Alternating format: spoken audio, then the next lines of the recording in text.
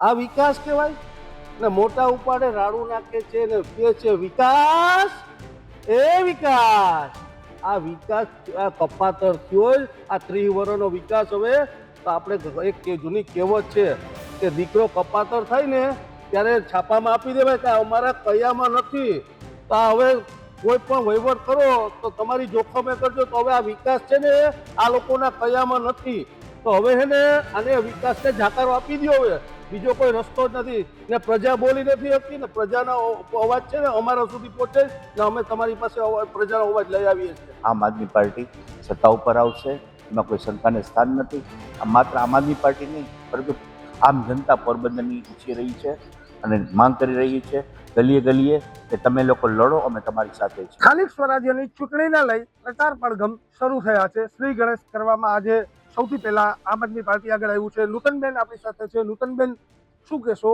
આજના પ્રચાર પ્રસાર કઈ રીતે શ્રી ગણેશ કરવામાં આવ્યા છે, કઈ રીતે લોકો પાસે જશો?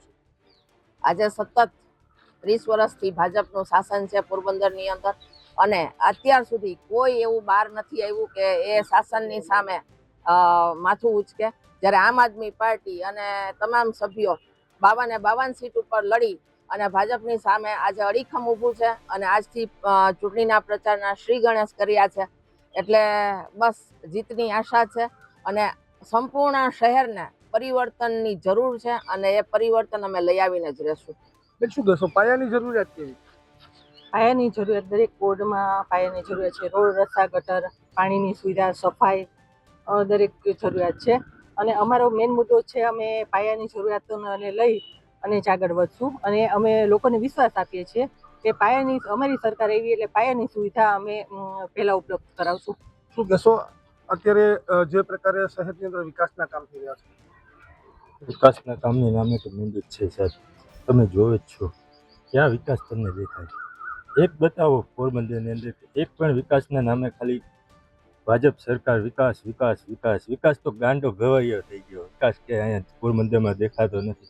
આમ પબ્લિકમાં વચ્ચે જઈને તમે જુઓ, આમ પબ્લિકને જાઓ તમે શહેર બજારમાં એક રાઉન્ડ મારો કે તમને વિકાસના નામે દેખાતું હોય. વિકાસના નામે મીંડું જ છે, ખાલી વિકાસ વગડ્યો થયો, વિકાસ નથી. જી અમિતભાઈ, અત્યારે શહેરની અંદર અલગ અલગ પ્રકારે રોડ રસ્તાના કામ ચાલુ છે, ડામરના કામ ચાલુ છે. આ બધી બાબતોને લઈને કઈ રીતે જુઓ? રોડ રસ્તાના કામ ચાલુ છે પણ કઈ રીતના છે એ તો તમે જો. રોડની ઉપર રોડ, રોડની ઉપર રોડ. આજ પબ્લિકના મકાનો નીચે વયા ગયા ને રોડ ઉપર આવી ગયા. આ વિકાસ કહેવાય ને? મોટા ઉપાડે રાડું નાખે છે ને કે છે વિકાસ, એ વિકાસ.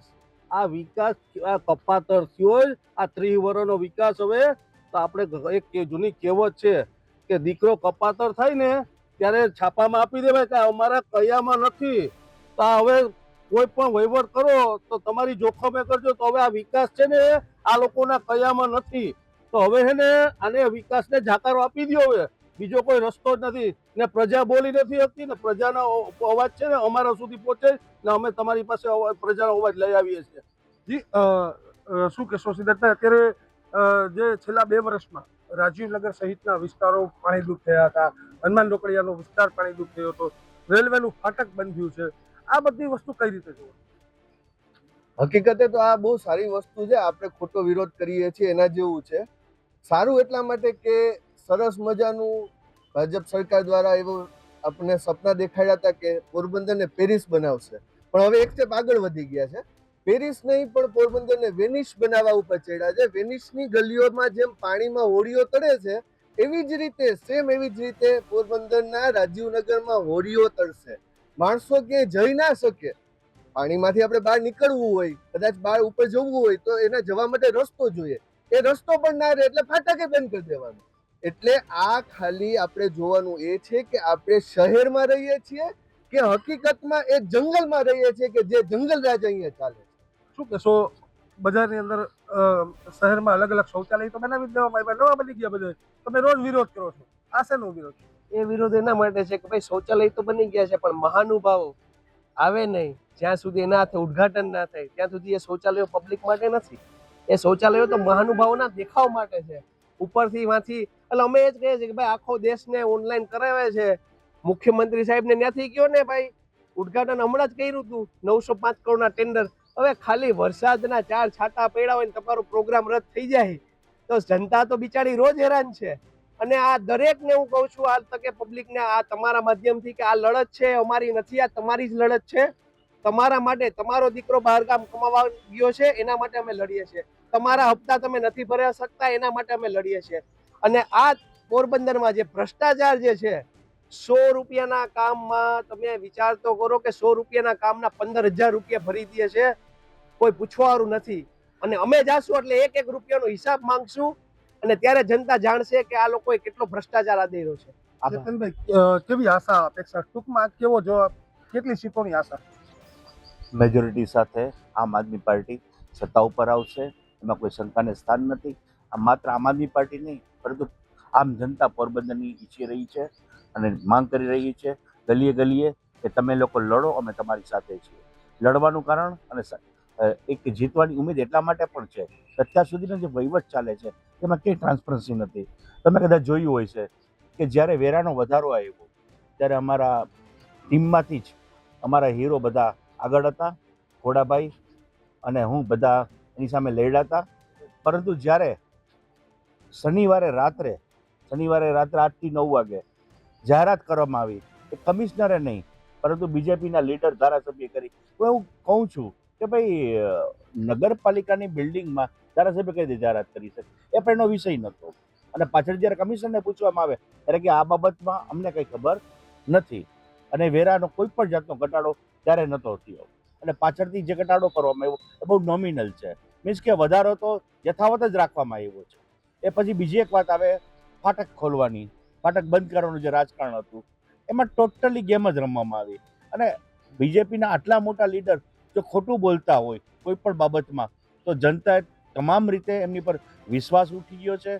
અને હવે એવું માને છે કે હવે શાસન એવી પાર્ટીને આપવું જોઈએ કે એટલીસ્ટ ટ્રાન્સપરન્સી રાખે, કે જેમના કથની અને કઈની બધું એક જ હોય. શું કહેશો અમિતભાઈ, કઈ રીતે આગળ વધશો? મારો એટલો કહેવાનો પ્રશ્ન છે કે આજ પ્રોપર્ટી બારામાં પોરબંદરની જનતાને જે રૂપિયાની પ્રોપર્ટી હતી એના આઠાના થઈ ગયા. તો આ કેના લીધે થયા? કારણ કે જુનાગઢ મહાનગરપાલિકા છે, ત્યાં એસેસમેન્ટ ચાર્જ એટલે મિલકતનો ઘસારો એના 20 રૂપિયા ચાર્જ છે ને પોરબંદરમાં 500 રૂપિયા છે. તો આજ ભાજપવાળા કાંઈ એનો વિરોધ નથી કરતા, કારણ કે પબ્લિકને લૂંટવી છે. પછી આજ તમે મકાન લ્યો, ચેતનભાઈ, મારી પાસેથી મકાન લ્યો તો તમે તમારા નામનું ટ્રાન્સફર કરાવો ને, તો સુરતમાં 750 રૂપિયા છે, રાજકોટમાં 500 રૂપિયા છે ને એ સબૂત છે મારી પાસે. તો પોરબંદરમાં તમે મકાન લ્યો તો દસ્તાવેજ ઉપર વ્હાઇટના પૈસા ઉપર 0.5% મકાન ઉપર, ને દુકાન તમે લ્યો તમે વ્હાઇટના રૂપિયાથી, તો ધારો કે 20 લાખની દુકાન લીધી તો તમારે ટ્રાન્સફર ફી 20,000 રૂપિયા ભરવી પડે. ને 20 લાખનું વ્હાઇટનું દસ્તાવેજ મકાનમાં કર્યું હોય તો 10,000 રૂપિયા ભરવું પડે. તો આ ભાજપવાળા કેમ એમાં વિરોધ નથી કરતા? કારણ કે પબ્લિકને લૂંટવી છે, જેટલી દોવાય એટલી દોઈ લ્યો, કારણ કે આ પબ્લિક દોવા જ બેઠી છે.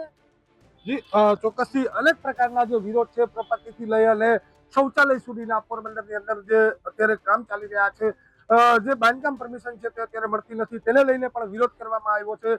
મહાનગરપાલિકા અલગ અલગ પ્રકારે જે ટેક્સ વસૂલી કરી રહી છે, તો ક્યાંક નેતા ટેક્સ ઘટાડવાની જાહેરાત કરે તેવા પણ વિરોધના સૂર ઉઠ્યા છે. ચેતન ઠકરાર, ગુજરાત તક, પોરબંદર.